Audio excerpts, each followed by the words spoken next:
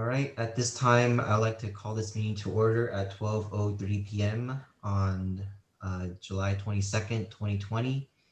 We're going to do roll call. So Mackenzie is absent, but I'm here. Um, Christina, Here. Luis, Here. Alex. Alex, is he here? Okay, we'll just go ahead and skip him. Jasmine, Jasmine Here. Lopez. Okay. Kelly, Here. Emmanuel, Present. Kyle, Here.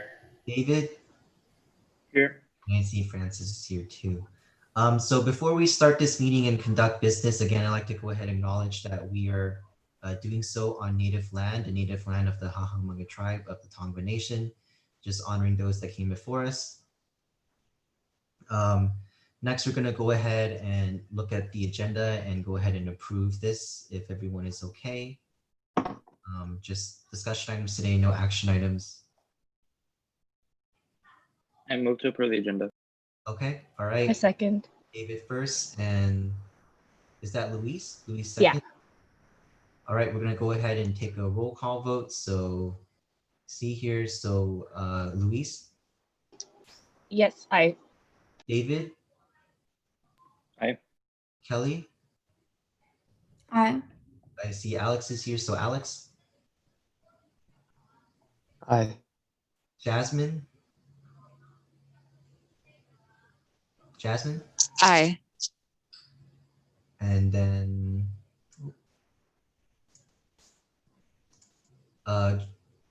Christina, I.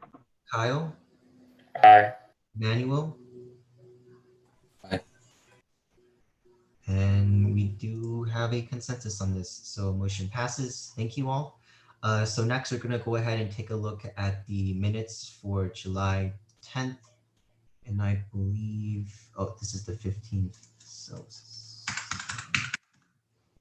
She just sent them to us. It's top of the thing.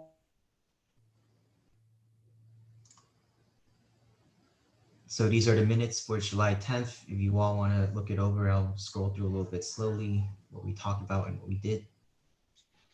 I think it might say 2019 on there. Does it? Yeah. Oh, okay. So I think with just that, with that change, I'd like to approve the minutes with the noted changes. Okay, all right. So David would like to go ahead and move to. Second that motion. And Kyle seconds. All right, we'll go ahead and move then into a roll call vote. So Luis, I. David, Aye.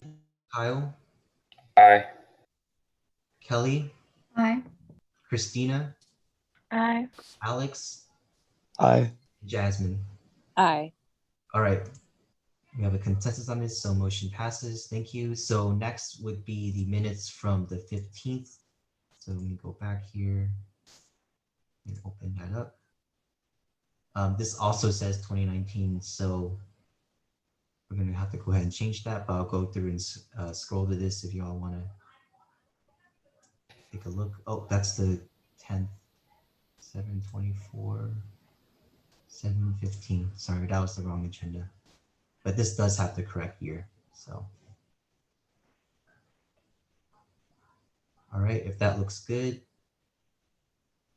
I'd like to entertain a motion to approve the minutes from July 15th meeting. A motion to approve. All right, A so second. Kyle, and who seconded? Jasmine. Jasmine, okay, all right, and then we'll go ahead and move into a roll call vote for that. So Luis, I.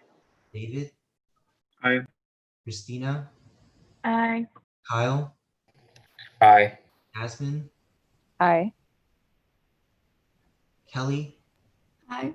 Alex, Aye. and Emmanuel. Aye. All right, thank you. So that passes with a consensus. So we'll move back here. So at this time, if there are any members of the public that would like to come and speak, let me go ahead and pop in the YouTube chat real quick to see if you have anybody here. I don't see anyone on YouTube. Okay, and then Mackenzie didn't tell me, or she didn't say that there were any emailed questions or anything like that. Carrie, do you have any questions that are emailed to you? No, I have nothing, but this is the point where we'd invite our guests to speak. Okay, all We do right. have a discussion item later on, though, if we want to have a more thorough discussion. Sure, but so Candice, if you want to go ahead and just briefly introduce yourself, you can do so here. Thank you for coming and joining us today. Thank you for having me. My name is Candice Jones, and I'm the Associate Vice President of Information Technology Services here at PCC. Is it okay? I'm sorry. Do I jump in now for all the things I would love input on, or is that an agenda item later? We can talk about it in depth later, but here we can just do introductions so we can go. Okay. Thank you for having me. Right, thank you. So with that, thank you again, Candice, for coming. So then we'll move on to board reports. So my report is, or do you all want to go first? I think maybe that's better because I have kind of a lot. So David, any reports? Yeah, so last week we had the Board of Trustees meeting. We went over a tentative budget for the school year, and it's not very different from last year. But there will be a budget resource allocation committee meeting tomorrow at 2:30 p.m. and that will be going over the budget more in depth. So if anyone would like to attend that, just let me know and I'll forward the information. But other than that, I have invited Associate Vice President Candice Jones from the Information Technology Services Department, and I'm very excited to see what we can come up with to meet students' technology needs. All right, perfect. Thank you, David. So Kelly? Button. Last week, I think the thing that me and David are probably going to be prepping for in terms of something that has been carried on from past weeks and will go on to next, I think Sunday, is the California Student Senate. And they're just holding their elections, and then we're just trying to get our voice in there and hold a position. Okay, thank you, Kelly. Emmanuel? Hello, everyone. I'd just like to report that I've been reaching out to faculty from PCC in order to join us at the faculty meetings that we've been having. So far, I have confirmed Anthony Francoso, which is the program coordinator of CORE, and as well as Desiree Zuniga, who is working with Pathways. And I'd like for her to come and introduce this new program on campus called Equipo. That will be pretty much the framework for PCC in trying to communicate any concerns or necessities for the Latinx students on campus. That is it. Thank you. All right, thank you, Emmanuel. Luis? My only board report is that Dr. Leva will be joining us on August 12th instead of next week. That's it. Okay, thank you. Kyle? I have nothing new to report. All right. Alex? I'm currently waiting on a few emails regarding Welcome Week, and then I'm plan on scheduling a meeting with Carrie sometime, hopefully this week, to finish details on Welcome Week. All right. Other than that, I have nothing to report. All right, thank you. Christina? I sent out a few emails to some other people as well as following up about the bringing in some faculty into our meetings, but that's all. All right, thank you. And Jasmine? Hello, folks. I did want to report that I reached out to the coordinator for UGMA, Dr. Gina Lopez. Hopefully she will be joining us sometime on our Friday meetings. That's all I want to report. Thank you. All right, so my report is Sharon Hinton, who is the bookkeeper for associate students, will be joining us on the 5th of next month's meeting to talk about some financial stuff. She signed up for the Sign Up Genius, so I checked on that. So she'll be joining us during that meeting. I'm been working with Carrie about some of the technology and IT pieces of how we're going to operate during this time. We're almost done. Today, we're going to have to go ahead and do a little bit of training and discussion about that. And again, Candace is here, so this is great timing. But I'm wrapping that up, actually. I spent a lot of time writing documentation, and you'll see a copy of that today, and a lot of procedure and stuff. And I worked with Mackenzie a couple of days ago about writing some of this down into policy so that, it's for the record. So we're making good progress on that side of things. On my position with ICC, I'm still working with ICC on getting Lands for Life and electronic forms up. That's still definitely a work in progress because I've been taking care of, the technology piece for all of us. But rest assured, I still have that email list. I'm going to go ahead and make contact soon with all the clubs that have been asking about how to sign up, what the procedure is going to be like for this semester, including like funding and ARFs and stuff, because we are remote. So I'll go ahead and continue working on that and report back with any updates that I have. But other than that, that's it for me. So then we can go ahead and move on. We don't have a business VP of business services at the moment.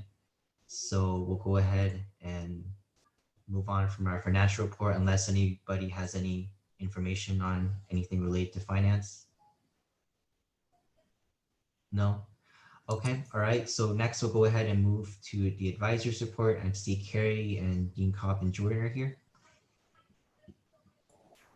Okay, I'll go quickly. There is a lot of stuff going on in terms of meetings with folks and budget things, so we'll continue with that. I know I promised that we'd all do individual meetings with you all. I will try and reach out to you by the end of today to schedule those back. I know we talked about those to set them on my calendar. I will send you all hard copies of the paperwork because I think there's some concerns about you having to do signatures. So look for those in the mail, then make sure you send them back to me. And in the chat, I have put a link and Chris, can you let me share my screen? Yeah, let me stop sharing for a second. There is a conference that is going on that's being sponsored by an organization called A2Men. It is an anti-racism workshop. It is run by a lot of really people that I respect. I've read a lot of their work. It is $75 to go. I think we've got Jasmine going. Dr. Olivo is being kind enough to pay for this conference. If anyone here is interested in going to this conference, it's on a Saturday. It's an hour and a half. It's $75. We can arrange to pay for that out of your AS account and consider it summer training. It is the money that is raised from that will go towards their scholarship fund. But these folks are, if you've ever read Dr. Kendi's work, it's about how to be an anti-racist. It's very popular. It's very timely. Tim Wise has spoken here before and is very, very engaging. I'm not familiar with Dr. Lamont Hill, but I think this is going to be an outstanding experience. So if you're interested in going, let me know and we can make arrangements to get the money together to sign you all up. But it is a Saturday from 11 to 12:30. So that's it for me.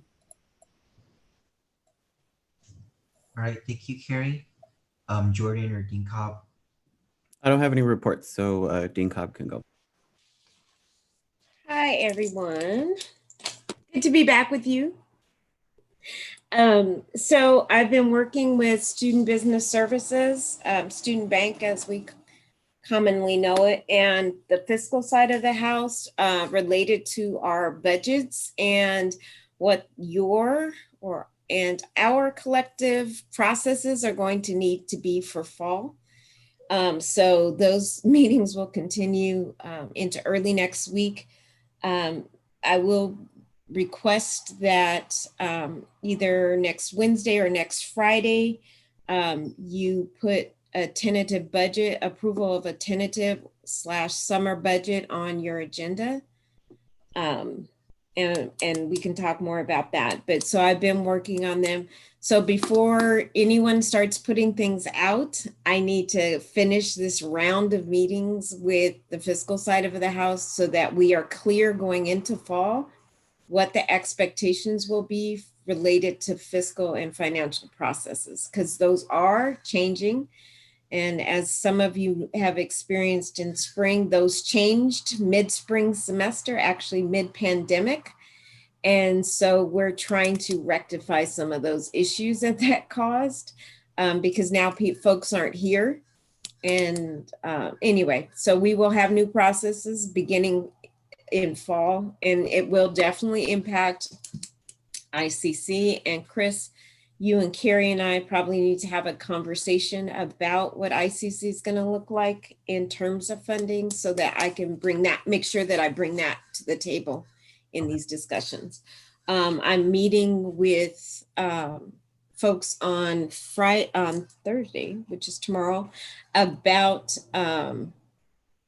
the process for signatures being with IT folks, about the process for signatures and using Adobe Sign as our process going forward for signatures on all of our processes. So when I say "our," that includes Office of Student Life and associated students. So we're going to we're participating in a training tomorrow. And then I also have a meeting with the Purchasing and Contracts Office the next week, related to some of the additional paperwork and forms that will be required of us and what that process will be like. So part of what I want you to prepare for is we're going to have additional steps and signatures on within our processes. However, I think the plus of all of this is that if we begin to use Adobe Sign throughout our processes and our online form processes, that we can still move this along more efficiently than we have been in spring. Using PDF, using, scanning, a combination of scanning and PDF and all of these other processes we've kind of thrown together in response to the pandemic. So I think once we get start participating in this, I think we'll have some growing pains, but we will also, I think it will expedite our processes in terms of approval for things, et cetera, requisitions, etc. And also I know that there is another form in process, which is now slipping my mind, that we're going to work with the contract office with to kind of hopefully streamline our requisition and personal services agreements form. So we're going to start, so we'll be working with them to develop that. I'm also working on changing our Title IX, or our student conduct code, for a lot of reasons. We've updated a lot of our policy and procedure over the last year, and therefore our student conduct code needs to be updated. There have been a lot of questions. I've been in a lot of meetings related to online,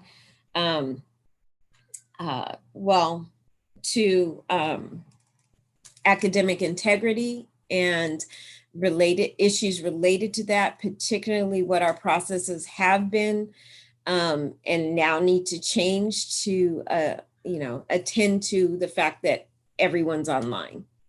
And so I'm updating those aspects of it and working with faculty on some of those issues, faculty and Dr. Andrew Jonas on some of those issues. And like I said, Title IX regulations have changed, and we have a deadline date of August 14th to put those practices, policies, and procedures in place. And this came down from Betty DeVos and the Department of Education. They have been sued to hopefully allow us more time to put those things in place, because they came out in May, and we have to have those things in place. So, at some point down the line, I can update you on what those new regulations are and how those impact our college's response to Title IX or sexual assault complaints. And also, we just met, we're going to do a campaign, which you'll be included, for cohort groups such as yourself to take the training, to do the training for sexual assault on campus. Because we have a product and we're obligated in terms of compliance to have all students take this training. And we've had very few students take the training in the last, since we rolled it out in spring. So we need to make sure that we are pulling students into that training. And you all as a cohort and ICC moving forward will be two of those intentional cohorts who will take this training. It's not painful, it's informative, and it also will allow us to know, what students are experiencing and what their knowledge level is about reporting these incidents. So I would say that those are the main things that I've been working on that, for one, will impact you and that I will be pulling you into in the next couple of weeks in terms of, getting your input and advisement and working through these processes. Okay, thank you, Dean Cobb, as always, for your hard work and sitting in on all these meetings. And thank you, Jordan and Carrie, too, for all the work that you do. But with that said, we'll go ahead and move on to our next item. Oops, let me share my screen again. To shared governance discussion. So if anyone at this time has any comments or anything you want to share about their committees that they sit on? No? Okay, we'll go ahead and then move forward. Next is going to be action items. There are no action items today, so then we'll go ahead and move on to the next item, which is discussion items. So Candace, again, thank you for coming today. I know you're probably really busy with everybody being online and utilizing technology now, so I appreciate you taking the time out. I'm sure, very busy day to come talk to us. So I'll go ahead and hand the floor over to you. Oh, thank you. And again, thank you for having me. I'm never too busy for you all, so I'd love to find a better way to regularly check in with this body. I'm relatively still new to PCC. I've been here now 2 years, and so I'm just sort of trying to find, I feel now I'm finally on firm footing and understanding how this organization works. And so I want to express to you all, I will find a better way for us to regularly check in and get input from you all. I thought what I would start with is just to show you a little bit about what we've done for students and technology to date, which will just take me a few minutes. And then really I'd like for you all to express to me some areas where maybe we can provide better communication about what's available, maybe get some new ideas from you all, and certainly listen to what you all are hearing from other students. So if that's okay, if I could share my screen, I could take you through a few items. All right.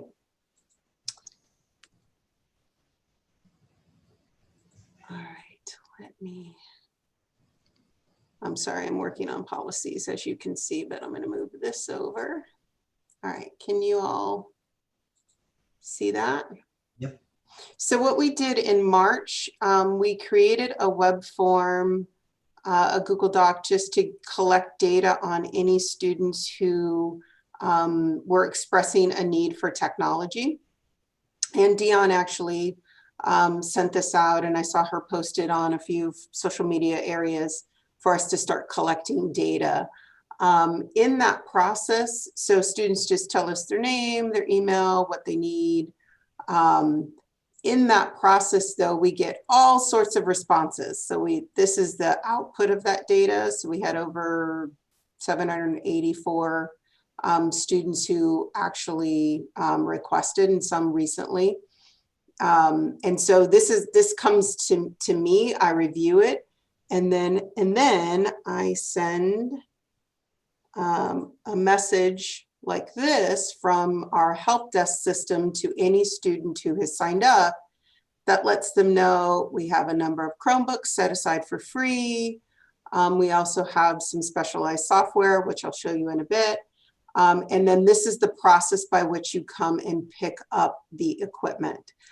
So this data clearly changes all the time based on the dates. Normally we are open on Monday and Wednesdays from 1 to 4. Right now we're Monday, Wednesdays, and Fridays because we're also supporting the Pathways program. So students who are in those jam sessions receive another type of message similar to this that asks them before their jam session, they can come and pick up the equipment that they need for the jam session. And then they just return it after the fact when that program is done. So we've had some success here in terms of helping students. Where I would love some support, advice, and help from you all is just getting the word out more broadly so that we make sure that our students know what's available to them.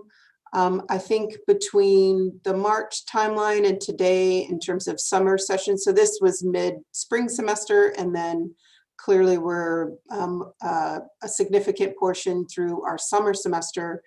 I often find that I hear, oh, students don't know what's available. And so I would really love your talents in helping me get the message out about what's available. This is another service that we launched in March. And basically this is an online streaming application service that we load software onto. So instead of students have to purchase and download these products themselves, especially in some of our other areas like AutoCAD or Revit or Rhino, some things that support instruction. Instead, they can launch those software packages from this page just by logging into using their at Pasadena or at go.pasadena.edu accounts. And so if you notice my message, when I message out about the Chromebooks, I make a special call out to this page as well. So this can be used anywhere at any time. It's always available for our students. And we've been working really closely with faculty about the fall schedule and what software packages that students are going to need that they may not have access to, so that we can then add them to our packages here and students can use those. So that was our approach. We've got a new fall form that we're also going to, I'd love your help in sending this form out so that students who are coming here for enrolled in fall classes, and if they need to sign up again, they just let us know and they tell us what they need, and then we will message them instructions on how to get this equipment. So I am going to pause and stop sharing and listen and see what you all think about that and how we can better serve students.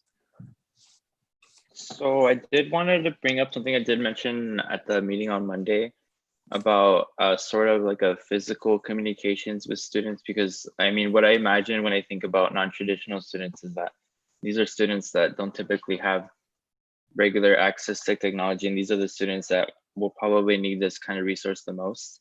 And so I think about if the college could send maybe like a mail of like saying like, oh, fill out this form, mail it to us, and we'll send you a laptop. Or we'll schedule a time for you to pick up this laptop so you can continue your studies at school. I mean, and that mail can include a lot of number of things like resources on campus, like counseling, financial aid, and all those things. But yeah, I was just thinking about whether the college would be able to send like a mailing communication. I don't know, but I can certainly find out. I think what I hear from you is that maybe it's a packet of all resources. It's not just technology, but maybe other services that are available to students, and then doing a print mailing of something like that. Yeah. Okay. I will ask my colleagues and we will brainstorm and get back to you about that, David. I definitely think that a lot of the students don't know what there is access technology-wise, because I know specifically I looked for like Microsoft Word because I didn't want to pay for it and I didn't have the money to do that. So I found it through Microsoft Office that they had college access. And I found on their website that PCC had access to it, not even through PCC. So without actually going out on my own, trying to figure this out, being motivated that way, I wasn't even able to find this. And I wasn't able to find it on the PCC website until I actually searched it out myself. So Yeah. there's sort of a communication error issue there. And that if we resolve that, other students will realize that this opportunity is provided to them and be able to better access and utilize this to their advantage. So, Kyle, what would that look like in terms of how I want to communicate with you all, because yes, we do have free, right? You can download it for free, and it's Office 365, and you can get a good portion of the product base, and I want you to have that. What suggestion would you give? What's the best way to get you guys that information? just right now with the online environment, I'd say probably email. If you email the individuals, the entire campus, this is what you have as an option. And I know students out there who only use Google Docs because they're not willing to buy Word because it's so expensive. So if you tell them this is actually provided to you, they could utilize that towards their benefit. They get all these other benefits from Microsoft Word that you cannot do in Google Docs, which would be beneficial. Okay. Jordan? Oh, sorry. Or whoever, I'm sorry, I don't want to pick on. Sorry, Candace. Kelly, go ahead. Oh, I was just going to say that, yeah, I think it would be great for students to have access to this, as I know a lot of professors, they use Word and lots of Office formats that a lot of students would not be willing to pay that extra amount for just for one class. So I think that would be great. Yeah. So I kind of just want to echo what Kyle said. So the way that I found out how to do that, by the way, Candace, I work for the OSL and flea market. So this is just like a little advisor comment, just not like for a student, but I've been getting Microsoft Office for free since I was a student at PCC, and the way to access it has completely changed since I was a student there. And you have to literally log into your email through like LancerPoint, and then it takes you directly to, but Kyle's right, you have to like fish for it and you have to find it. And then if you search for it on the website at PCC, it's very hard to understand, especially if I was a student who didn't have access to technology, right? And so I think it would be really cool if like maybe this body came up or maybe did something to ask some students, hey, what would be the easiest? And I think email is definitely one of them. I think definitely putting out on social media would be the second thing. And then definitely what David said, there needs to be some type of physical thing, because I get like PCC extension things every year, right? Because, you know, of all that stuff, and because I'm local around here. So I feel like if it was something like that, where it was like a booklet or a brochure where people can, or students have access and availability to read this and to say, hey, cool, oh, look, there's technology available for me. That's really awesome. So I think all three of those things would be very helpful, because, you know, word of mouth is very hard to go by right now. And so, but yeah, he's right that there's a way to access it, but it is very, very difficult. And if I hadn't already known how to do that, it would be very hard for me to, you know, to do. So. Candace? Yes. So I just tried to find what you showed us, and it took me 4 clicks to get to a point where it's not there. So like on the front page, you click to technology. So like even back. Can you show your screen, Carrie? Yeah. I'm a visual, I gotta. I don't blame you. Where am I? Here I am. So here I am on the website, right? And it doesn't say, so it says current students. It doesn't say anything about technology, but I'm like, hey, let's try quick links. Maybe that's something, right? Go there, and I'm looking at, and these all look the same, and they're not kind of remote classes, info, or access to technology and internet. I'm gonna try that. That's a second click. Do I want to borrow a laptop? Do I want to, which one? So maybe I'll just get computer technology. Canvas, that's not it. Borrow a laptop, that's not it. ATT, Comcast. So tutoring, study habits. So it doesn't really tell me. You know, I'm 4 clicks in, and I can't find it. So unless you go up and you Google it. There it is right there. Where is it? Hold on. Right. Like if you click out of that, you see where it says AppStream 2.0. But again, your point is taken in that we could do a better job at. I know it's really hard to get the first click or the second click level on campus. I know, I know, but also, I'm not sure that I know what AppStream 2.0 is. Mhm. Maybe Like, it needs if to you be- didn't know what that terminology was, you wouldn't click on it. Exactly. Okay. So I think it's there, but it just, and I get it. It's really hard to get permission to be that first or second click, right? Yes, everybody is competing Everybody wants it. So for but their if you want the students to ask for it, we can definitely say that's something that our students need. So it needs to be higher up in the click order. Okay. All good feedback. One question I would have is, do you all send out regular messages to students that come from AS? And is there something that we could add to that?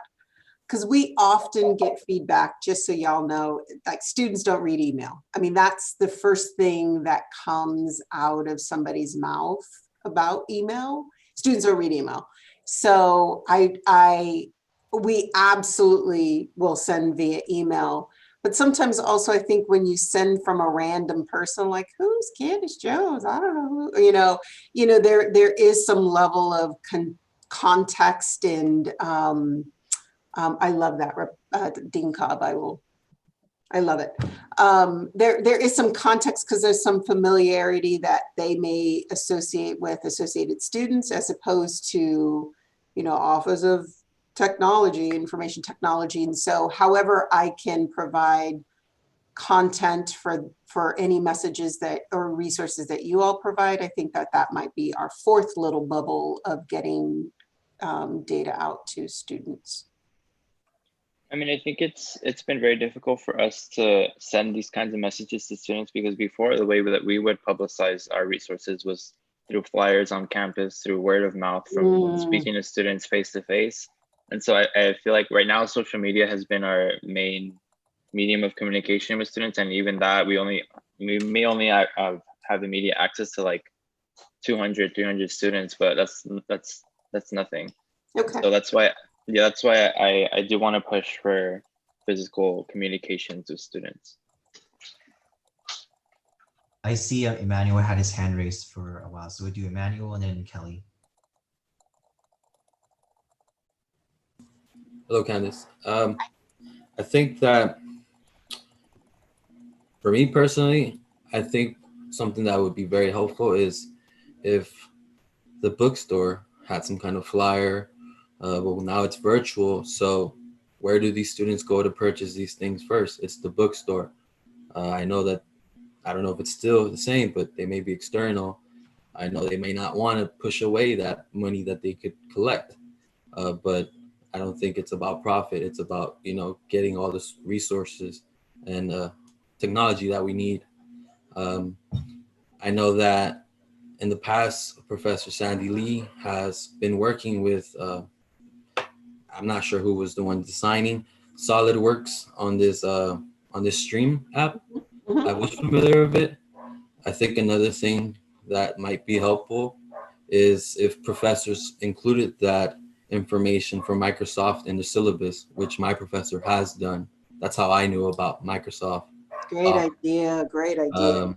And yeah, definitely making maybe like, we have advertisements on the Pasadena website of, separate, different students with like a little quote or something. I mean, that's all nice and all, but you might be able to use it for something more beneficial. Okay. Thanks. Great feedback. Thank you. I was just gonna say that I went on so I did search it up on Google for the Office 365, and then when I came across the page, it was actually, I think it's very clear. The instructions are really good. I think the layout is good because I was able to get Microsoft according to the directions within about 2 minutes. So I think the page is really good, and I like how there's like a frequently asked questions and a drop-down menu. I just think that, like Carrie said, it's just having access to it and knowing that this page is there. But the page is really good, and it really helped. I also have something to say. I also searched up and I looked at the page, and at first, I remember going on this page for Microsoft Office, but other than that, I was looking at the part where it says ITS resources, which is where Microsoft office is located, I think.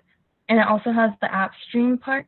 And I was looking at that whole part, and to me, it looked really confusing because it also says like E911 audit and then stuff like that. So I was thinking maybe rephrasing it so it's like easier on the eyes, because I think if I were to just look at it and see just AppStream 2.0, I would be like, oh, that's probably for faculty, or that's probably for other people, not for students. Yeah. You know, us tech people, we like to use technical terms. So this is really great feedback. I love it. Let me, unless there are any other questions, I kind of want to get some other advice on some other areas. Is there anything? Okay. Oh, go ahead. Oh, sorry. I was just gonna, I mean, I know everyone here knows like I'm kind of the tech person in this group, so it's kind of weird that I've been quiet this whole time. But just to kind of wrap up the conversation and kind of go off of what other people have been saying, a couple of things I was kind of taking notes on. I know you said you were a visual person. I am too. And I've been working with clubs on how to use the Lancer Life platform. And what I found was really helpful to them is like having like a visual video, like walkthrough, like you click here and then you sign in here, and then you have to click this menu to open this other thing to get to where you need to go. So I feel like people, like you said, people don't read emails, like they don't read, like it's better if they just like watch a video and kind of play along there. So I think having like a visual like video walkthrough component would be helpful to people that learn in different ways or communicate in different ways. Sounds great. I also see as well, like Carrie kind of scrolled past it, but there were some instructions on how to get internet access during this time too, because I mean, students can get the laptop and the hardware, but they need the other, you know, crucial component, which is internet access. So I was kind of thinking maybe it would be helpful and kind of essential to add alongside picking up your laptop instructions, like how to get internet access on your laptop if you don't have internet access at home. I know Carrie was looking at that webpage, but like, you know, Sprint or T-Mobile, like some of these like mobile carriers are offering, you know, hotspots or free service at this time for students in need. So I think that would be a helpful resource for students, because students can have a laptop, but they can't exactly get their work done if they don't have internet access. Other thing too is the AppStream thing.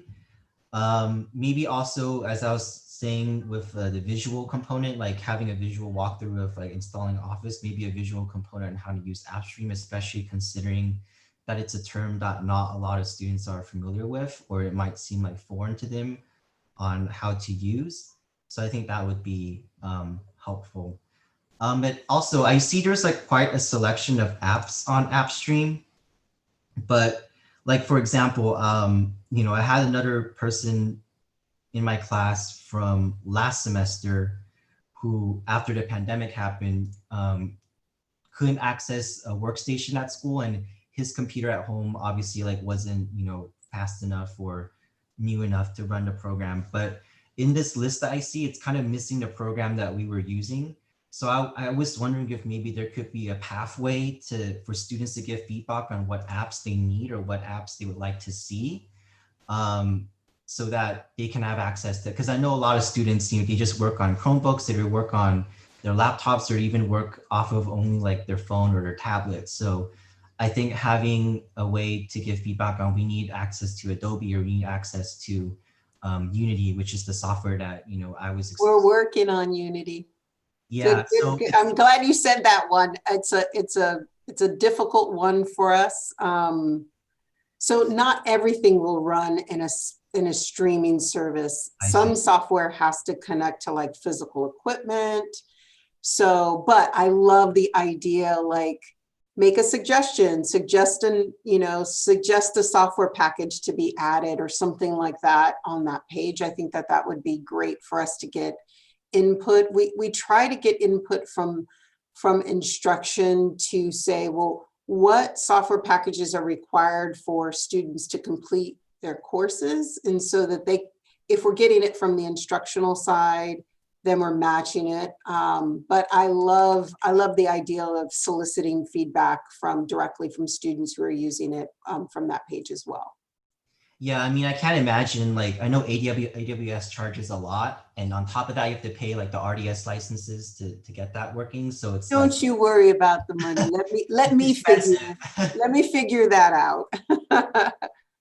so that's something that I want to add in about the app stream. Okay. And just last thing too is I know like right now, as David said, like a lot of people are getting information through social media and email and stuff, but I feel like we kind of have to be cautious of that. And this is something that I learned too. It's like, if you send too many emails or there are too many like banners, it kind of becomes like noise at some point to people, and they kind of start tuning that stuff out. So I think that is a great thing that Carrie said about like maybe putting a banner, like an alert about like, hey, you need access to a computer, or this is what AppStream is. We send that information out, but I think to not overload students, because that's something that I experienced, like sending too many emails out and not having them read at a certain point, because people are just getting so much information. I mean, that's something that I'm still dealing with. Like I like to dump a lot of information out like right now. Yeah. Onto like a person or a group. And so I don't want people to tune out and not get that information that they need. Great feedback. Thank you. I just want to sort of transition a little bit and get some just two things that we're making sure that you guys know we're working on. So I'm working with our financial aid office to figure out how we can bundle and make technology a part of the financial aid process. And so we're going to be doing some small pilots in partnership with the bookstore about, you know, how they have bookstore vouchers for books, and doing a similar type of program for a laptop. So we're working through the nuts and bolts of that. I always wish we could move faster than we're able to. There are a lot of compliance issues related to financial aid. Just to give you some context about, sometimes it may seem as if we are slow to action, but a lot of times it's just related to regulations that we're trying to manage so that we can comply and that we don't lose our ability to award financial aid. And so that's the idea, that we're working on a small pilot for that, partnering with the bookstore on that piece. One other thing that I'm going to need some help from you all is, I am currently responsible for coming up with the district's next iteration of the technology master plan. So our current PCC Tech Master Plan ends at the end of this calendar year. And so I need your help and support in making sure that I'm able to solicit a lot of broad feedback. We're going to want to host virtual town halls for students to you know, give us feedback about what their expectations are on campus. Certainly remote, but we're all hopeful that the remote thing ends at some point in the future.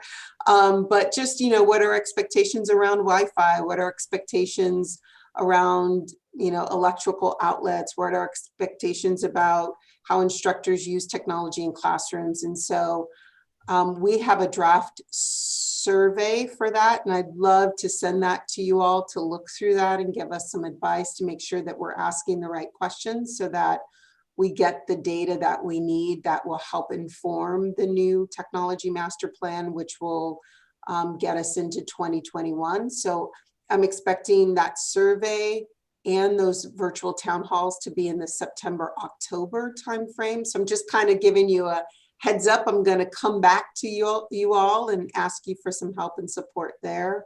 And then my last item, let's see.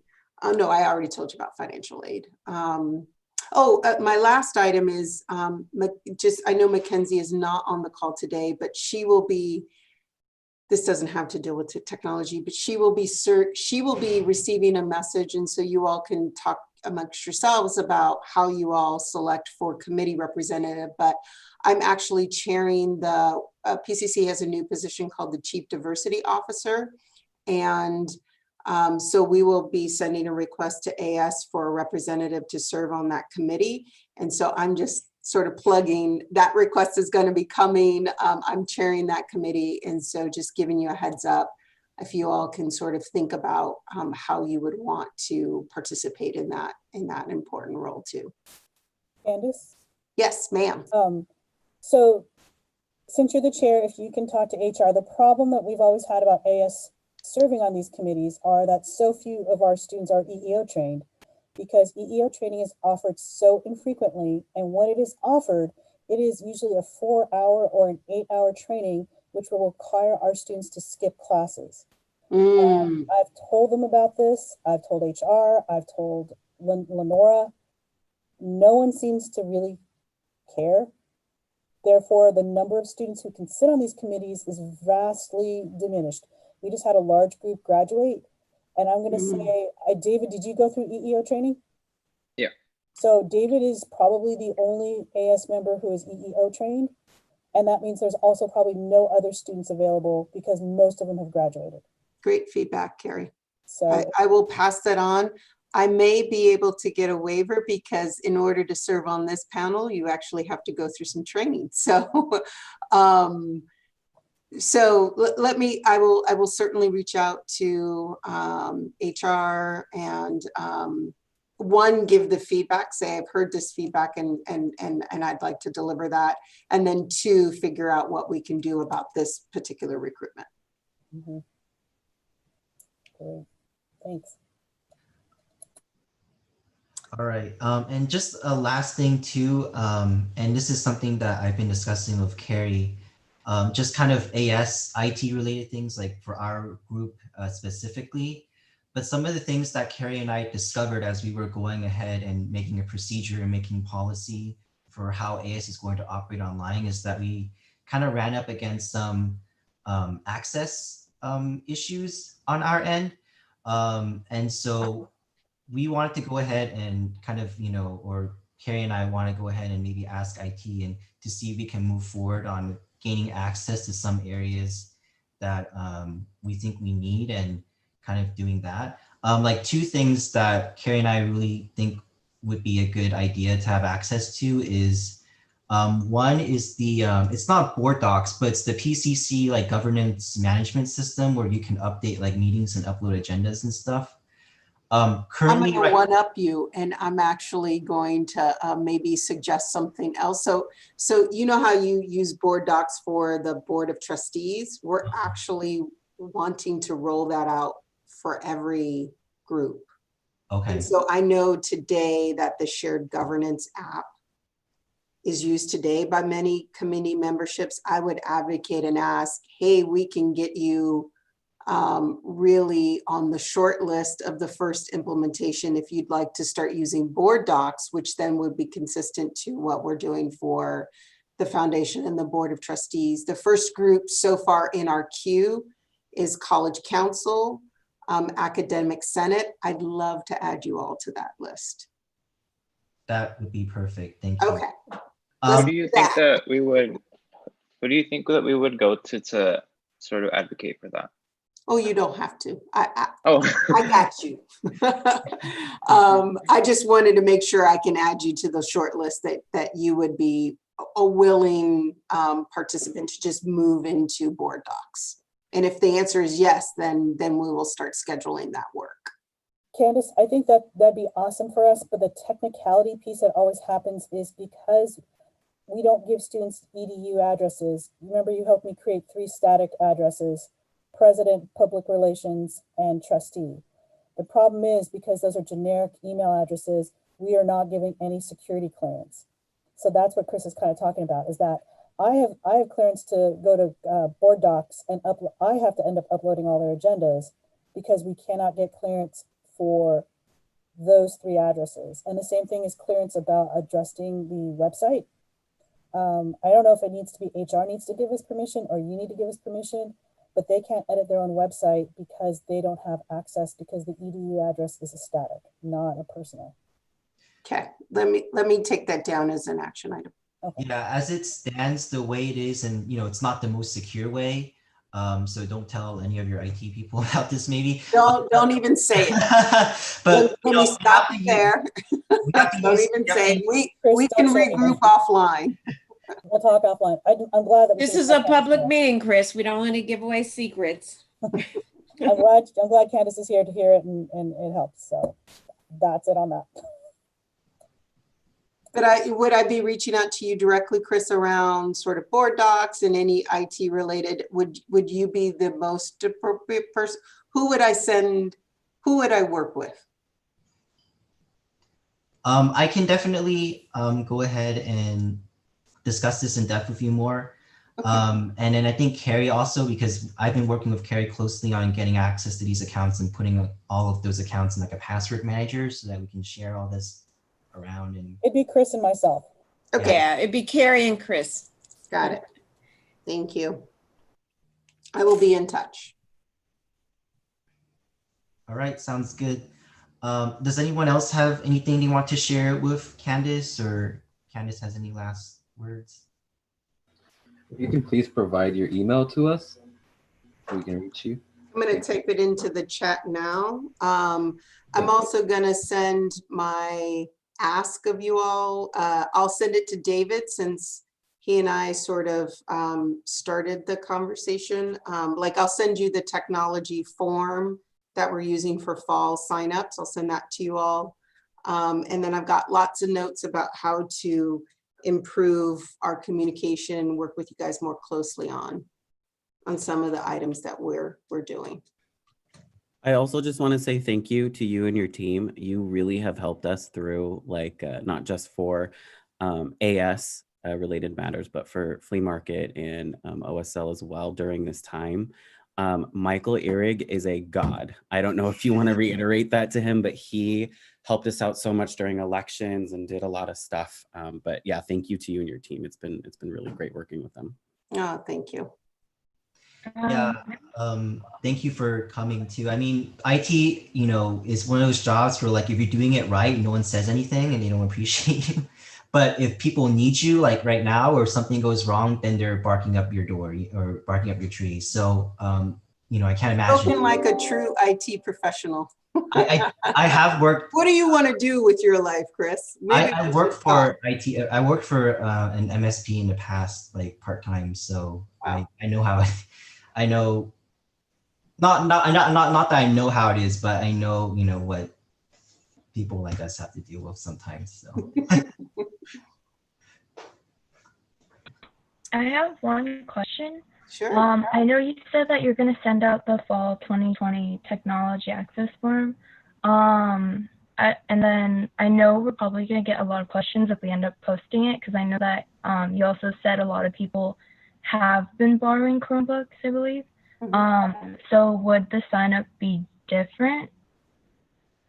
No, we just do it term specific because we have different timings where we receive equipment back and then we reloan equipment back out. So the different forms are just term based. Oh, okay. But it's the same information. We collect the same information. And always, like, so if so you all know, if somebody has a Chromebook now, they're in summer classes and they're going to be fall, they just let us know. We don't make them return it and then give it back. They just, hey, they send us a copy of their schedule and say, I'm enrolled in fall classes, and we extend the loans. So which is what happened to at least 100 students who were in spring who had equipment, and then they were continuing in summer. All we did was just extend it. But that's a good question, Christina. Thank you. All right, any other last questions? No? Okay, well, thank you, Candace, for coming. Thank you, guys. I promise to be a common Thank you, face. Candace.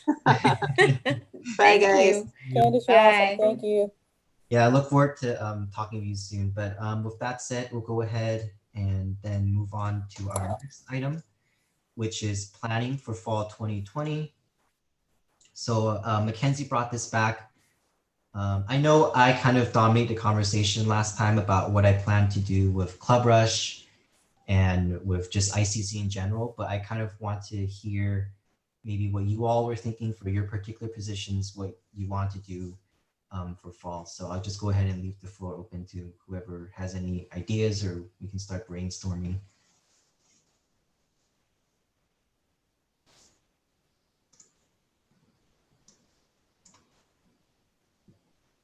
Anybody?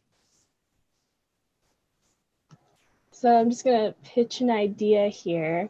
So something for the fall, I think Emmanuel brought it up last meeting, which kind of like sparked my thinking into this, which was trying to find a way to give back to like our frontliners, our healthcare workers that also go to school.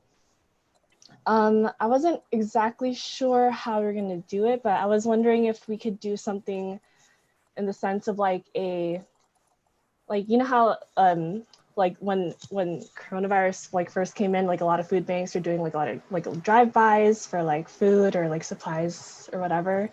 So it'd be like less contacted. Oh my goodness, my words. It's too early for me today. I'm sorry. But like something of the sort where we can just kind of have like something very quick for these people to come in and then leave. I know it's like hard to get people to come into the school right now, but just something like very quick that we can do for the fall, because there is still a need for like physical materials, kind of like a drive-by, of like food bank or just like school supplies or anything that they would need in that time. I don't know if that's a good idea, but I'm just pitching it out there for the fall for a welcome week or something like that. I still have to talk to Alex about welcome week, but that was just an idea that I had. Yeah, Daniel, go ahead. Yeah, I think that's a great idea. The pantry actually was doing a like drive-through or drive-up food distribution back in March. I think the last day was on the 18th, and it was pretty good. But then the restrictions stopped that. I'm currently trying to see what can be done with the Lancer Pantry. I know that they just continue to post up new leads to local food banks and also locations as to where one can go and donate, so that the food pantry at PCC has more available distributions. I'm not sure if we'll be allowed to, since I mean it hasn't gotten any better, the situation of COVID-19. But I think, I mean, I don't mind. Actually, I would love to reach out to Marissa and see if she can give us an update. Would it be okay if I go ahead and invite her to the faculty meeting? I think it's very important that she works with us and we also work with her with any new ideas that they may have set for the fall. I know that they were planning on, if we were to be back on campus, there would be a new location for the pantry, but I know that's not happening as of now. What do you think?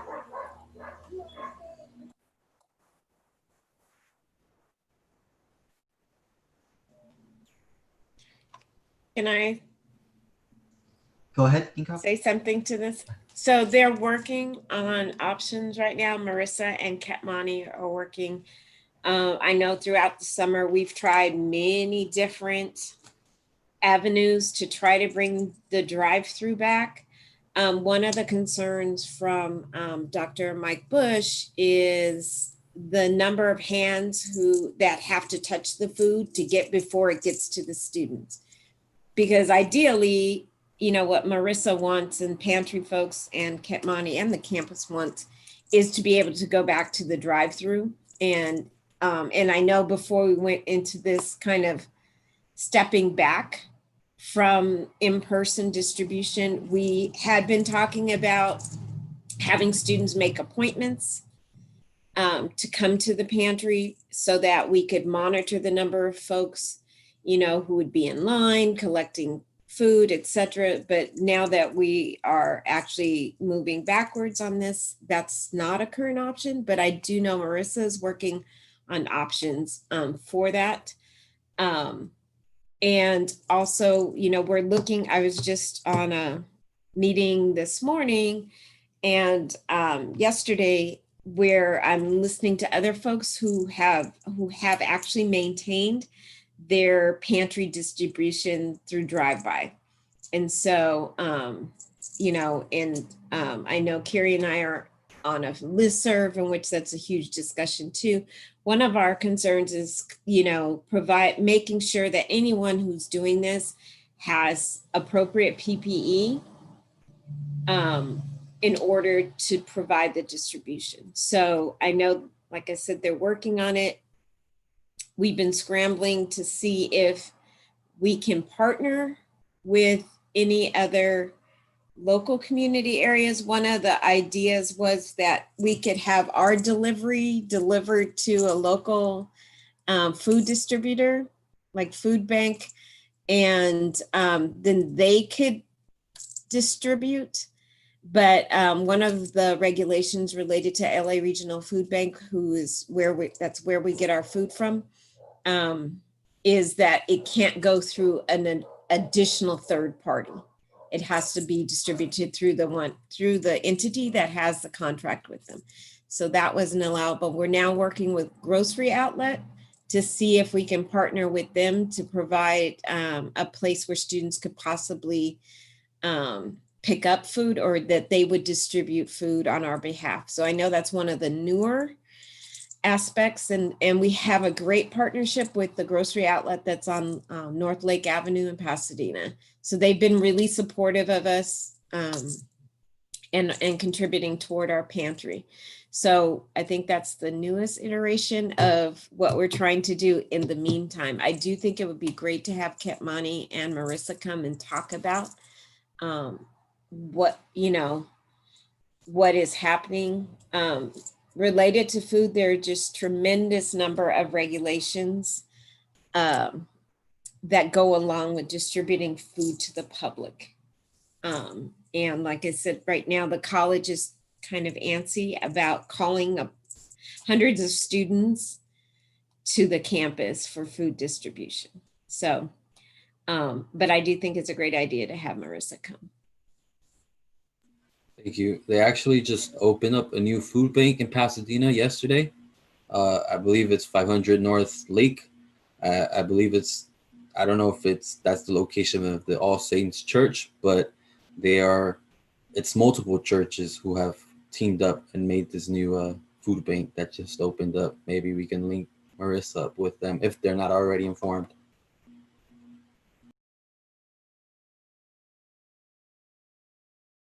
And I will invite them as well, for sure, to the faculty meeting.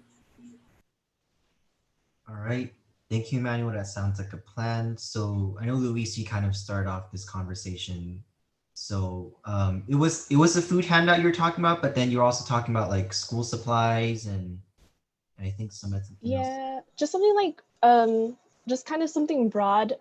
It doesn't necessarily have to be a drive-by. That was like something I was hoping to strive for, but just something I'm not exactly sure how we're going to be able to like find out exactly who works in the front line or is a healthcare worker within our students. Maybe it can be done in like a survey or in some other form, but maybe just like a small little package that we can maybe send them through the mail, or like if that's possible, like gift cards or something like that, something smaller like merch or something. So kind of going with what Dean Kopp said about like limiting the contact that all these items go through and kind of the legal and safety side of things, like how does that play out if we want to go ahead and do something like that? Are you asking me, Chris? Yeah. Oh, so that was our MO, right, for spring, is we can't have physical contact with folks. So there was a lot of mailing happening. I think because for the most part, it wasn't on the volume that we would expect with food distribution. I don't think we encountered that. I also don't think that we really included the powers that be, and we didn't really ask for permission. We just kind of did it because we were trying to make the best of the situation. But in the meetings I've had with folks, I've made it clear that engagement for fall is going to include lots of mailing, because we don't have any other way to engage with or connect with students and to incentivize programming or incentivize involvement. And so I literally just had that conversation with some fiscal folks yesterday to try to get them prepared and be okay with that. That's going to happen even more now. So we'd figure out a way to do it. It would honestly probably be left up to us, and probably Carrie and I and Jordan coming to the office and stuffing things with our PPE and socially distanced, methods. So that may be what has to happen, or we can work with our office. Our mailroom and our office support staff, so not our office, but mailroom support staff. If we have something that needs to be mailed out, that we give them all the pieces that need to be mailed, and then they could do the mailing for us. If it's huge, like we're talking thousands or a couple hundred, which nobody has time to do, then we may then secure an external company to do that mailing. It's called a fulfillment company. And that's what we did with the graduation celebration, the grad packs, is we utilized a fulfillment company to mail all of the stuff and mail all that stuff out for us. It's expensive, but I don't think this is going to rise to that level. So we may be able to just do it through our own mailroom. So it sounds like a drive-through might not be a possibility at the moment, but I guess with that said, maybe you all can maybe think of, for your events or your things that you want to do, kind of what Dean Cobb was approaching at with like, what can we do like logistically, like if we're mailing stuff or sending stuff out, what can we do in the form of that, I guess. Yes. Thank you so much for helping me understand. Yeah, and if anybody else has any other ideas about what they want to do for this semester, you can go ahead and speak up, or if you don't have an idea, you can go ahead and talk to me. Maybe we can brainstorm together about what we plan to do. But I anticipate this will be an agenda item that will continue to come up. So if you can't think of one now, I'm sure we can talk about it at the next meeting. I was actually thinking, because I know we have a lot of talk about what we're going to do, but I was thinking maybe we could have more interaction with the students. Like, I don't know if it's through like kind of like an office hour, or just being more reachable from students. Because I know a lot of students have questions, and they probably might look up to us to provide them with the information. So I was thinking, I'm not sure like what exactly to do, because I feel like if we do hold like an office hour or something like that, some students like would probably have like one student, but something along the lines of being more reachable, as well as being able to answer students' questions.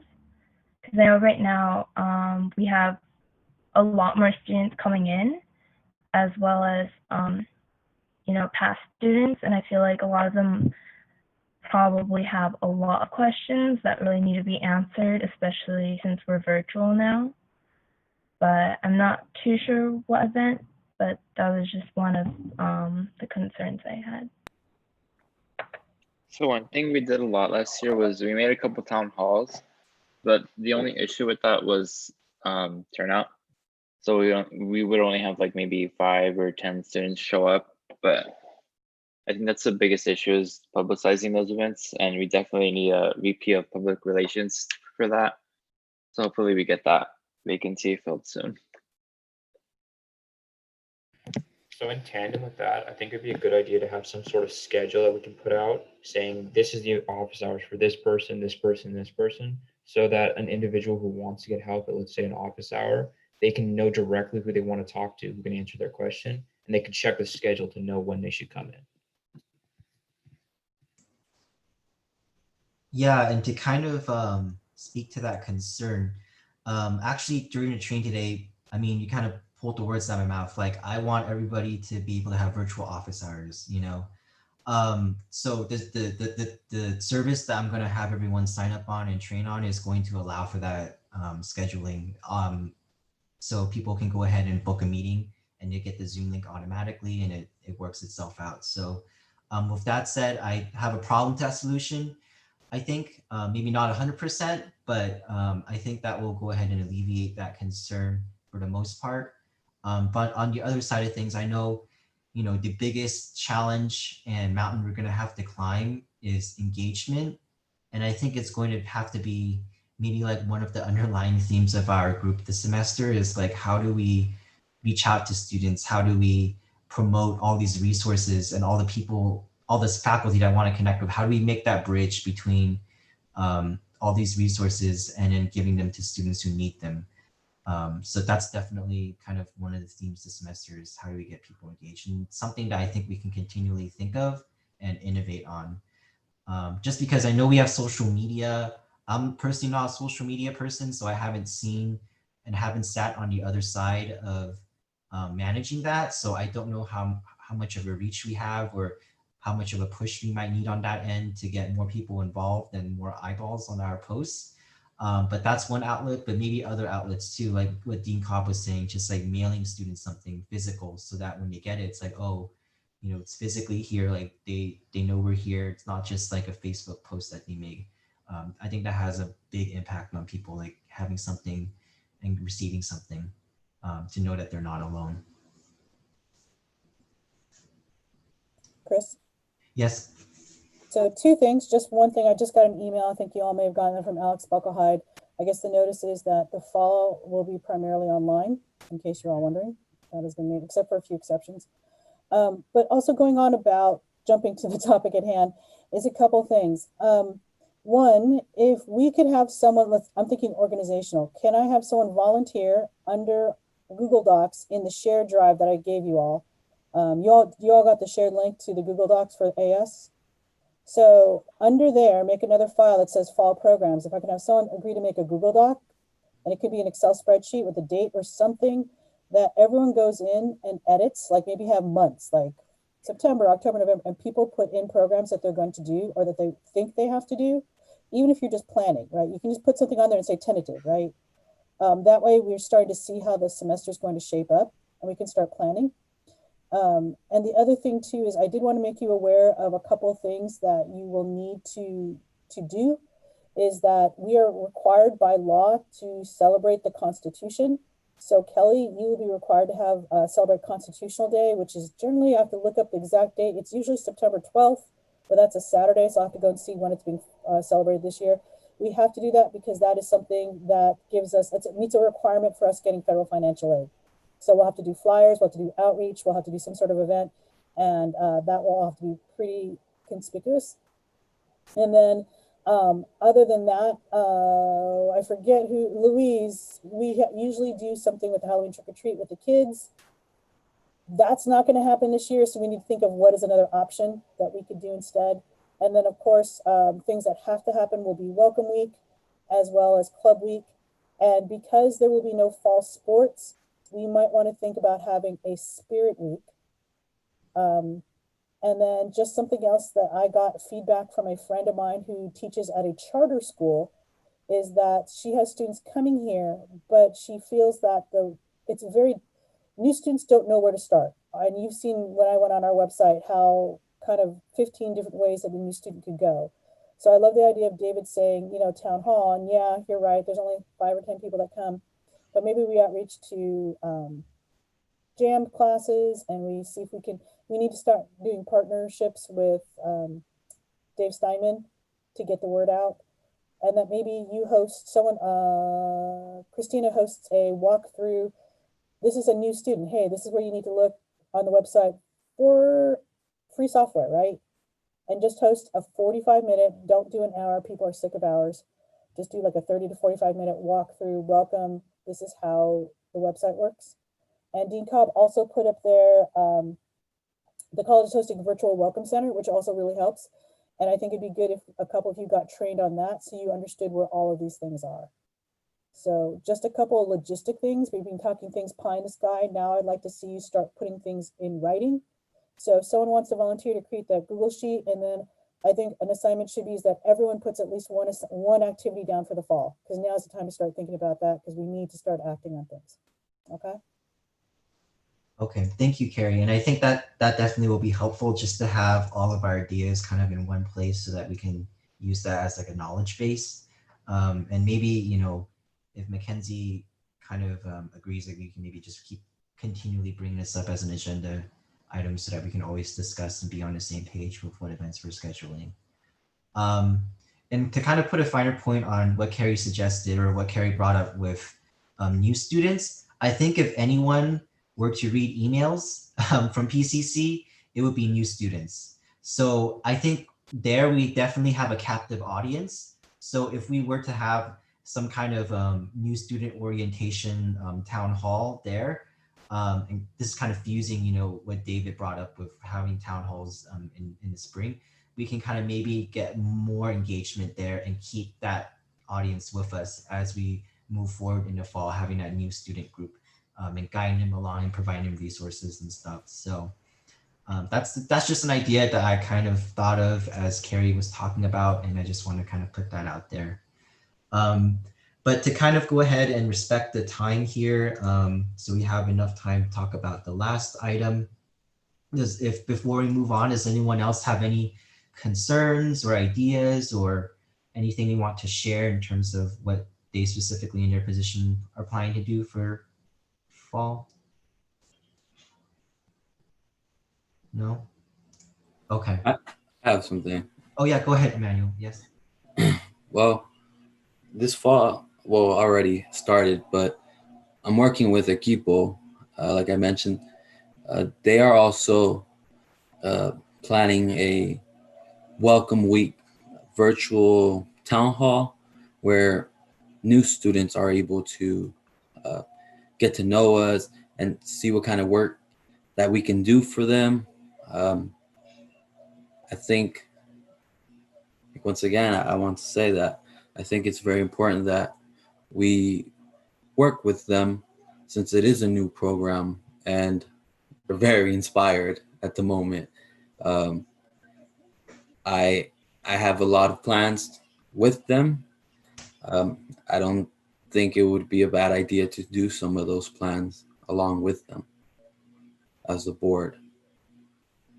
Yeah, and I think that's great. If you can maybe just forward that information along with, to all of us, because you know what I thought of was starting from scratch. But if somebody has that in their works already, we can definitely bandwagon and do a collaborative event with that other group on campus if they're interested. Right. Yeah. Definitely add to their fire, no doubt. Emmanuel, what's the group? It's called Equipo, and it's a program that comes from the Abriendo Caminos grant. And yeah, I'm very excited to be a part of it. And like I mentioned, I've already also invited Desiree Zuniga. We had Dr. Micaela last week join us. She also was introduced to me on Friday at this, on Monday at this meeting with Equipo. So everyone's kind of already working with one another, just opening up the network, I guess. But she's expected to show up also on the 12th of August, I believe. She signed up for that as well.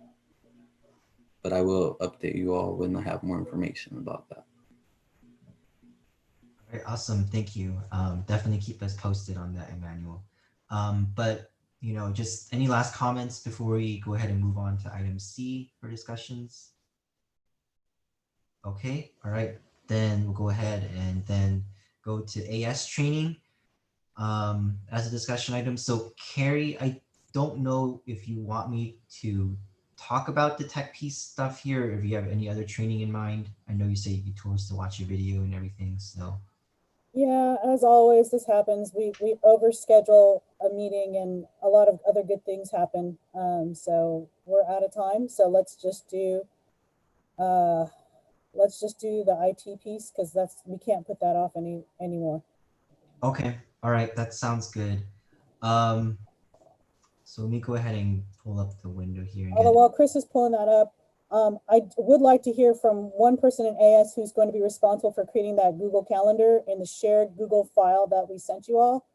Because I'm serious, you all need to write stuff down. If we don't start writing stuff down, it doesn't become reality. So I need someone to volunteer to set that up and send the link to everyone so people can start adding what they want to do for fall. I can do it. Thank you. I Okay. just realized that we used to have something like that, but it was that physical whiteboard calendar, and I didn't realize how important that was. Exactly. You all used to look at that. So yes.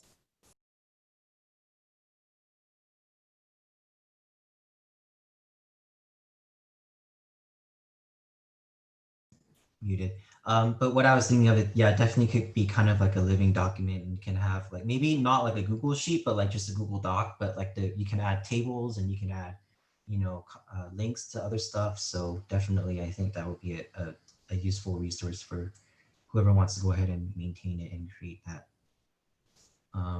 So let me go ahead and share this screen instead.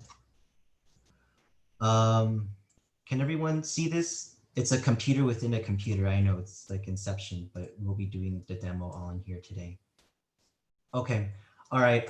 So what we're gonna go ahead and do first, if everyone can go ahead and open up a browser on their computer real quick, if they are in front of one, is that we're gonna go ahead and do this virtual office hours thing that I was talking about.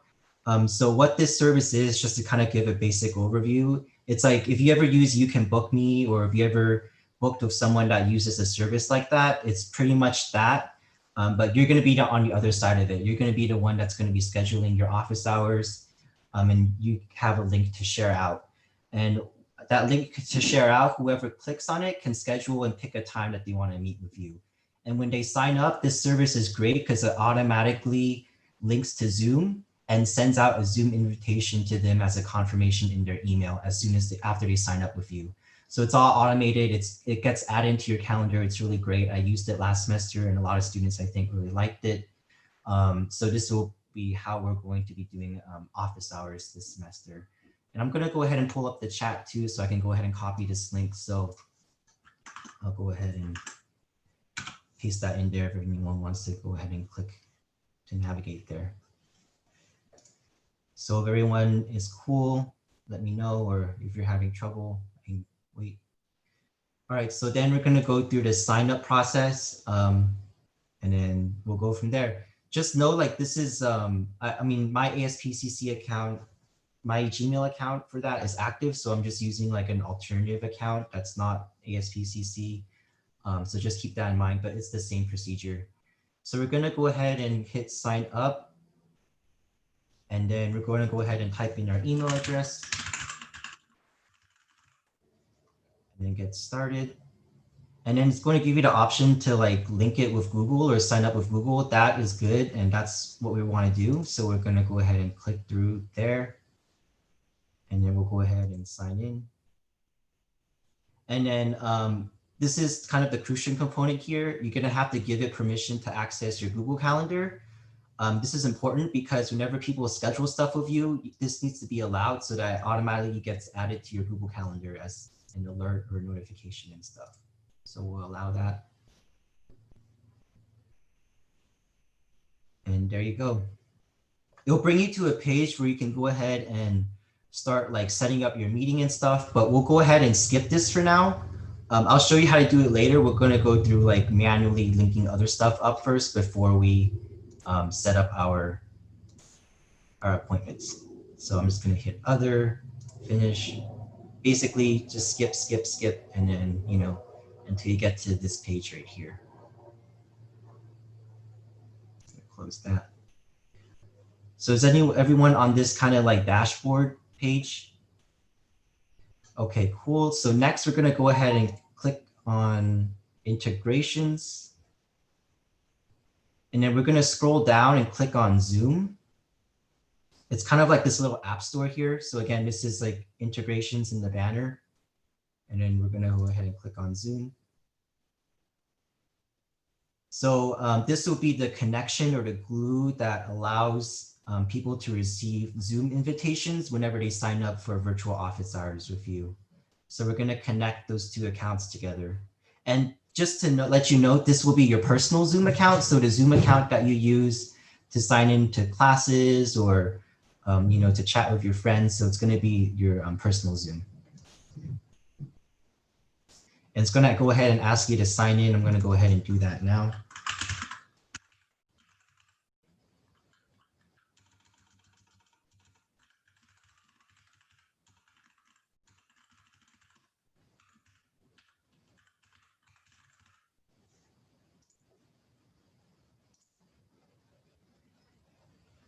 And then we're gonna go ahead and pre-approve it. And we're gonna authorize this app connection right here.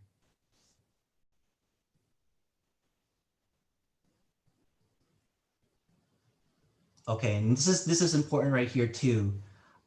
Whenever you go ahead and create like an event for yourself or like a link to send out, you're gonna have to go ahead and make sure to select from a dropdown that this is a Zoom and web conference. And so it'll be linked to that Zoom account and you'll send them an invitation from that Zoom account telling them it's virtual and then they'll meet with you through that link. So with that said, we'll go ahead and then go to event types. And this should drop us back into this dashboard right here. So is everyone good? I know I went a little bit fast, but if anyone needs any catch up, you can go ahead and put in the chat or anything. All right, so once we're at the dashboard right here, we're gonna go ahead and create our office hour event. So that's kind of what this, the link that you'll be sending out is. So I know it gives you kind of some pre-approved or made templates. You can go ahead and delete it just to keep it clean. I'm gonna go ahead and do that. You can also like disable it too, whoops, if you need to kind of like hide it. But I'll go ahead and just delete all of it. Just to have one event type and just to keep it clean. So next what we'll do is we will go ahead and create new event type. We're gonna go ahead and click the plus here. And it's going to be a one-on-one event. So this is like a one-on-one like office hours, and you can kind of create other ones as you see fit. So this will be like, office hours with Chris. And then again, like I said earlier, the location part is important. You're going to drop down and click Zoom. And this is like, I don't know, like a 20-minute office hour event with Chris. Make sure to log in early, take notes, etc. or whatever. And then you can set like a color and stuff too. So go ahead and click next. And you can set a duration. You can also set like a custom one. So I set 20 minutes. So each office hour appointment will be 20 minutes. So that's what I'm going to set. You can set a date range. So this is how far in advance people can book you. What I do is definitely not 60 calendar days because that's a lot. What I prefer to do is maybe like a week in advance people can book me, which is like 7 days. So that's what I allowed them to see. So yeah, see today they can book me like 7 days in advance. So it kind of blocks off the other times that they can schedule me from. So what we'll do in this little calendar section right here is set our time interval. So you can do this like per day and have a copy, and there's a lot of fine adjustments, but I'll just do like a basic overview right here. So let's say this is the time window that you're free or that you're gonna have hours for. So, obviously arrange this around your classes. Like if you have a class and you want to come back for your office hours and have a gap in between, that's okay. You can add like a new interval. So let's say, for example, I have I'm gonna make an interval. I'm free from 10 a.m.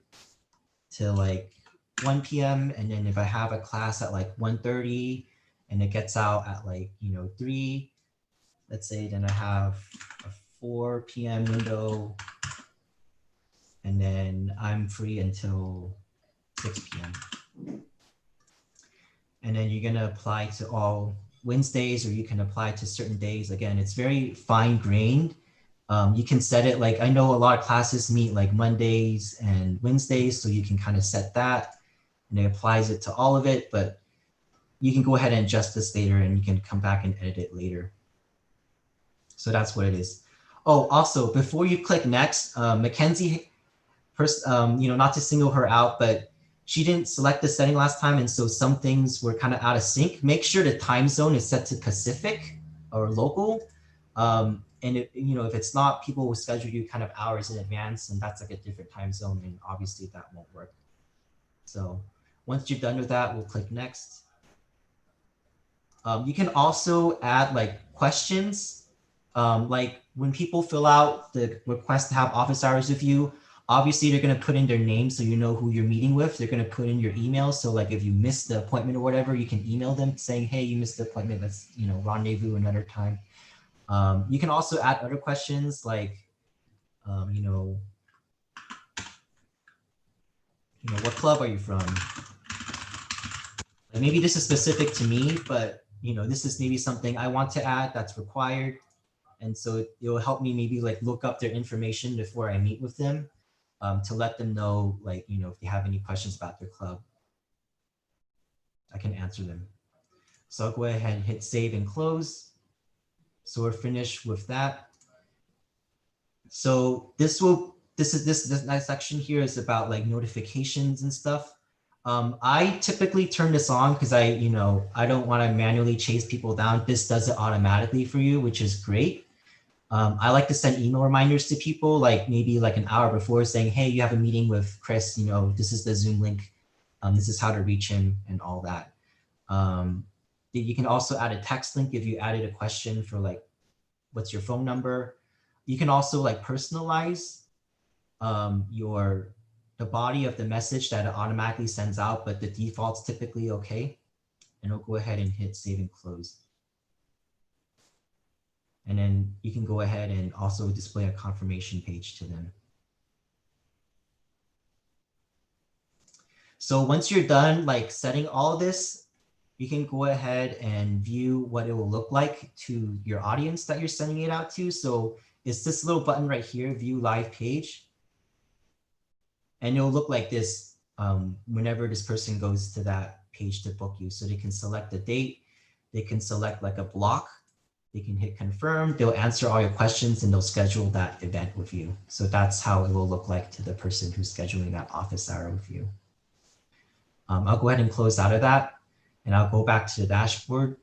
Oh, make sure your event type is on, obviously, so that it's active and it's reachable. Chris, what does the link to this look like and where can they put that? Yeah, I'll go ahead and do that in the next portion. Okay, so next part right here, and we're gonna take a break because I know it's been a little bit of a lot, but I want you all to go ahead and copy the link and then paste it into the chat. And I'll go ahead in the next and take a break.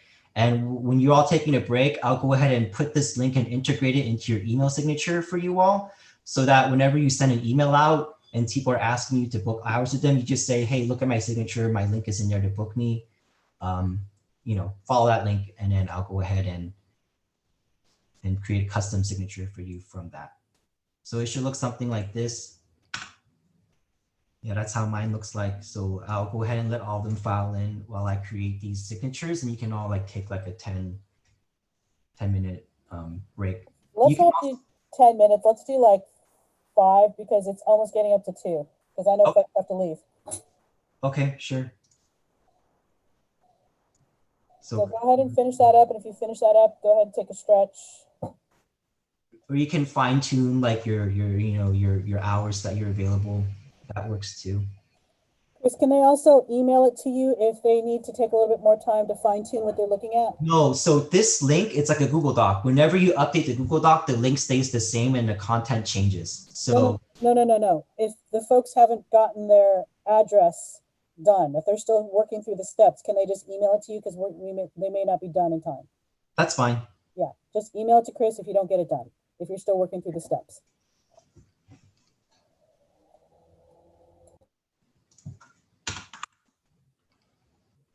So this is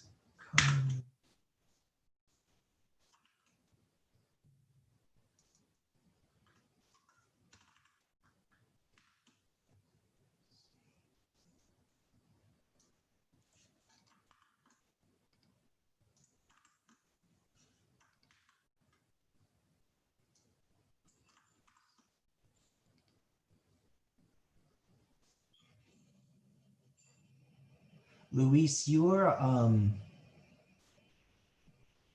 student equity, right? I think.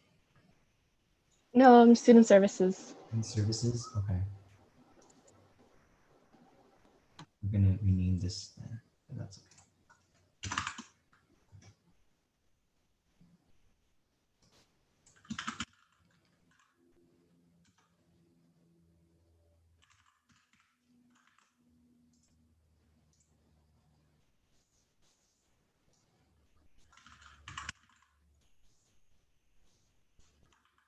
Alex.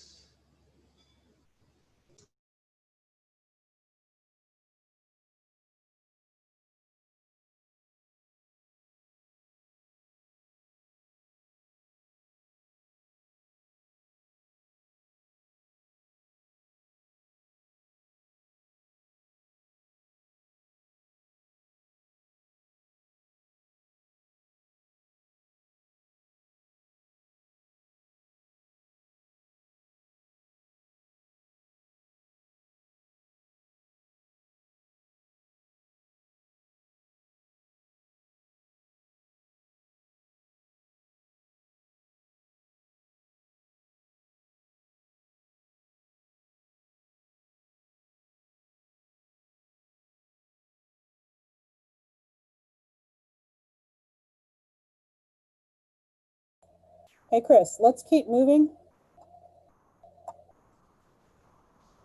Okay. Don't worry if you haven't done it yet, or if you haven't gotten to the point where you can generate a link, that's okay.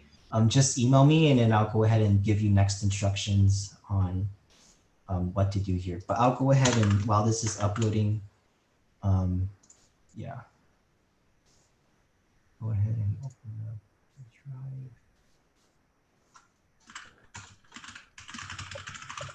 And just as we keep going forward, just so you all know, the reason we're doing this is we're trying to get everyone on the same page in terms of all of our technology.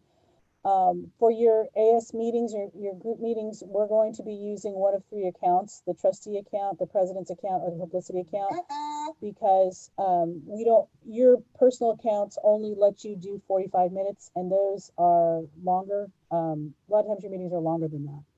So that's the thing that we're going to be walking through. So this is just a continuation of this piece. So know that you're going to have a personal Zoom and that you're going to use one of the AS Zooms to hold your larger meetings.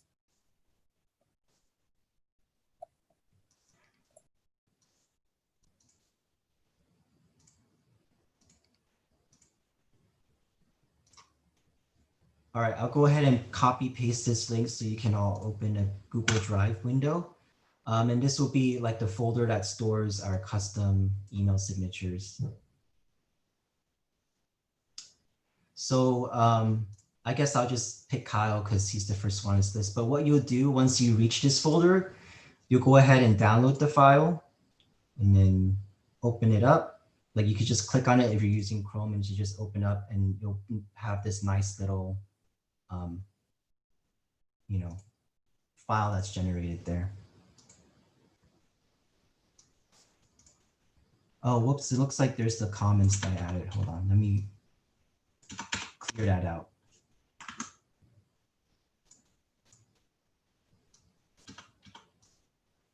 Or that's okay. I can fix that. We can fix that later. But yeah, just open it up whenever you're done, and then we can go ahead and add the signature to your Gmail.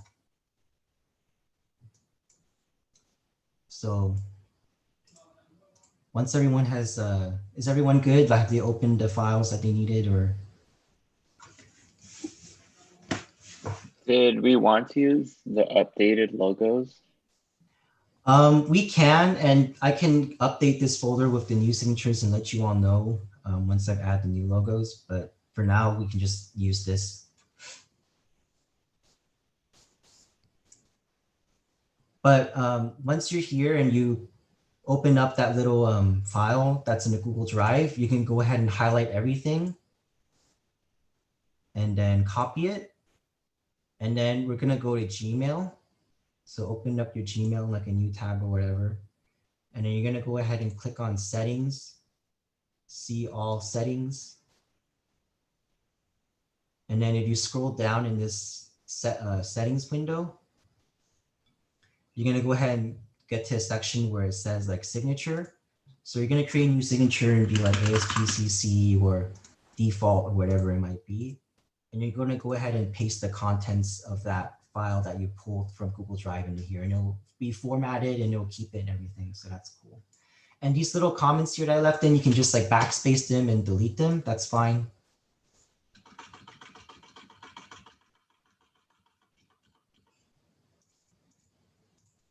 So.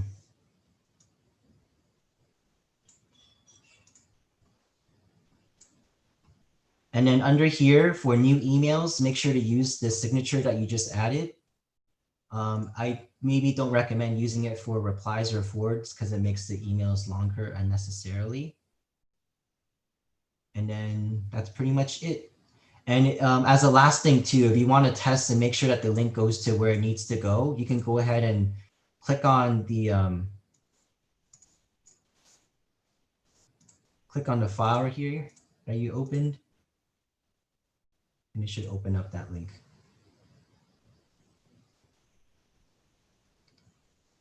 So if I click on join my like Zoom meeting room, it'll open up like the link to book you there.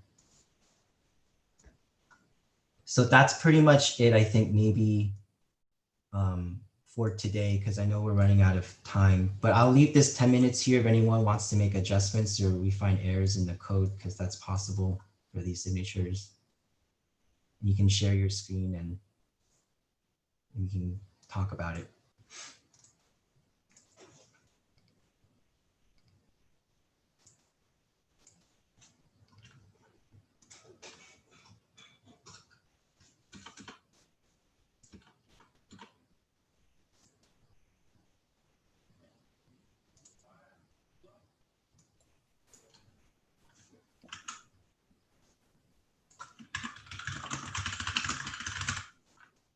So David, is the new logo the streamlined one that's supposed to go on internet stuff? The simplified one that Jessica made last year?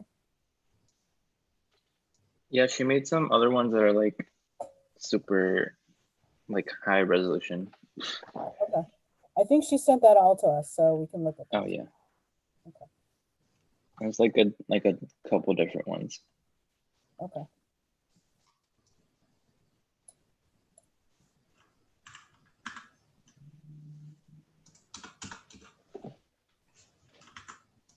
All right, as we're wrapping this up, if you have not sent it over to Chris, we'll keep this going for a while, but the only other things are, again, is anyone scheduled, Alex, is anyone scheduled to come Friday?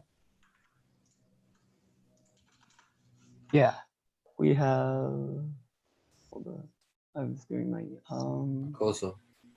yeah, Anthony Francoso. Okay.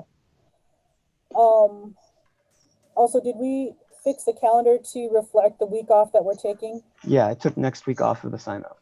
The 17th through the 21st? Was that the week we're taking, or we're taking next week? The 29th and the 31st. Oh, we're taking the 29th, we're taking next week off? Yeah, for finals, right? Because I was thinking we were taking the weekend. Okay, that's good. All right. Questions. Does anyone have questions for Chris? Just to let you know where we're going with this is that you're also all going to be enrolled in something called, I think you were all invited, we told you about OnePass. Because that way you will then have access to all of the streaming. And the next piece is that, again, we're trying to write policy, and this is Kyle, where you're going to be kind of key. I talked to Mackenzie about talking to you, is that we establish some key policy and steps that say every time you have a meeting, what are the steps? Because we have to be regular and consistent in how we're posting this information to the public so that they know where to look and that they get used to seeing where they can find all this information. So this is why we're doing all of these steps. First one is getting people to know how to get to talk to you, but then we're going to talk about how do you stream, how do you live stream, and then what are the steps for once you gain that information, because there's some, it's a little bit technical, it's a little bit, there's a lot of minutia that if you miss one member, you're not going to get in. You all saw me when I was doing the town hall meetings for the election, how I was like, why isn't this working, right? So we're going to try and give you all of those steps now so that you can schedule your meetings and deal with the technological piece here. So the goal is to try and get that. So Kyle, Mackenzie's supposed to talk to you because I would like it to be policy that everyone follows so that we're consistent and our public knows how to find us and how to reach us. I'm looking at the signatures, and some of them have like an extra link there, but it's okay. I'll go ahead and email you all when it's ready and I fixed all of it, but I have all of your links so I can go ahead and work on this and let you all know when the signatures are finalized, and I can go ahead and put them down in there for you. And while we're on the topic of technology before we leave, again, start evaluating your technological needs, your personal needs. And like I said, I think if there's something that we need to purchase within reason, we can help with that purchase. So something that sets you up for your job. Okay. So please think about that. I know we talked about headphones for some folks. If we need to find hotspots, reliable hotspots, you know, that type of thing. I think you all have computers, but if you need to get a computer, we can look at a Chromebook, checking a Chromebook out for you, that type of thing. So let us know. Any questions you all have? Yeah, what was the price range again for the headphones or the microphone? Well, I think we'd try to probably keep it reasonable, and I think between $30 and $50 probably. Thank you. So let's oh, sorry. Go Continue. For the shared events list, I'm trying to, there's not a folder where it's like all shared because the shared ones like the meetings and everything like that. I don't know how to create a folder or I have permissions to make one instead. Did I give you permission to access the agenda file? Let me try. Carrie, I think the Google Drive last time I looked at it, it was still new instead of edit. Oh, okay. Yeah, I think so. Okay, let me change that to edit then. Do I need to send it out to you all again after I change it? I think it'd be safe to. I don't think you would need to though. But I don't know if Google works that way. Okay, I will change the permissions on. I thought I had changed the permissions on that. Okay. So, all right. Are you all doing okay? How's everyone doing with classes? The silence is stunning. Good, I don't have any. I'm missing external affairs, but other than that, I can re-upload this and then the signature should be finalized and you can copy paste those. Chris, I'm going to send it to you right now. It was cutting in and out, but I think I got it. Okay, no worries. Chris, is there any homework that they need to do beforehand, before our next go around at this?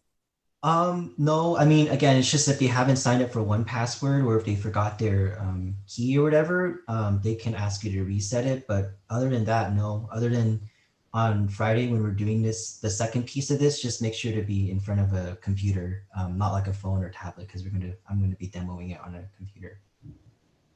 Okay. All right, you all. Chris, I think we can move on to close this. Yeah. Okay. Let me go ahead and drag and drop this real quick if I can pull this up. And then we can go ahead and end this.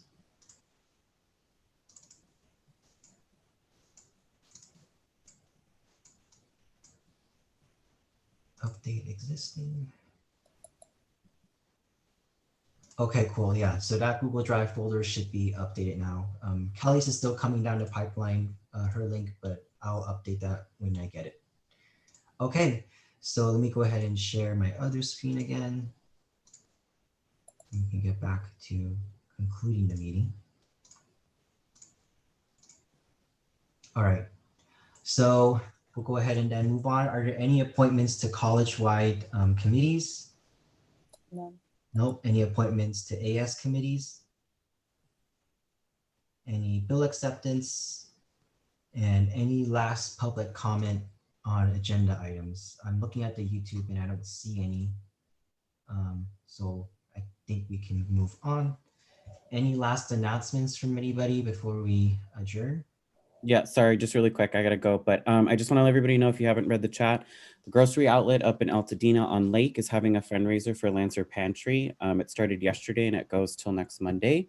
You spend $5 and you get a $5 coupon towards a future $25 purchase. And the $5 gets a bag of food. And also it raises funds for Lancer Pantry. So if you're in the area, I am obsessed with Grocery Outlet. I've been there way too many times already, and and I've donated $15 to Lancer Pantry. So if you all can do that, that would be awesome. Okay, thank you. So then we'll go ahead and move to adjournment. So at this time, I'd like to adjourn this meeting at 1:59 p.m. on the 22nd, 2020. And move to adjourn. So David first, I second. Louise second. So we're going to go ahead and go then to a roll call vote. So Alex, Aye. David, David, Aye. Louise, Aye. Kyle, Aye. Kelly, Aye. Christina, Aye. Emmanuel, Aye. and Jasmine. Aye. All right, thank you all for coming. I'll go ahead and send this link for all the signatures again so you can get it if you lose it. But thank you all for coming and have a good rest of your day. Thank you. Bye, y'all. Thank you. Thank you. Thanks. See you all. Hi, everybody. Let me give a few minutes for the YouTube to catch up and then I'll shut it off. Okay. Oh, wait. Really quick, Carrie. Mhm. I don't know if we're still meeting tomorrow, You know, but this- okay. yeah, this week I'm sorry. I've been at a conference and it's a 4-hour Zoom meeting and they don't give Oh, breaks. dang. Uh-huh. It's from 10 to 2. So I'm going to try and pick up the meetings again next week. So I apologize to all of you. I know, Emmanuel, you want to meet with me. Louise, if you want to meet with me on Friday, if it's something to chat about, we can meet after our meeting on Friday. And you too, Emmanuel. Okay.